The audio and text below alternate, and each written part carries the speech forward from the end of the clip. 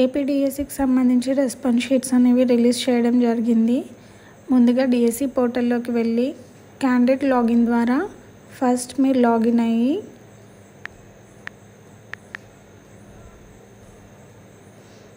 ఇక్కడ మీకు సర్వీసెస్ కనిపిస్తున్నాయి కదా, ఇక్కడ ఇది సర్వీసెస్ మీద క్లిక్ చేసినట్లయితే మీకు రెస్పాన్స్ షీట్స్ అనేది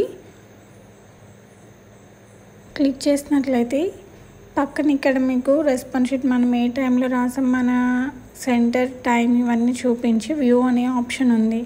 ఈ వ్యూ మీద క్లిక్ చేసినట్లయితే మీకు ఎగ్జామ్ సంబంధించి పేపర్ అనేది ఆ రోజుది ఓపెన్ అవుతుంది. ఇక్కడ మీకు చూడండి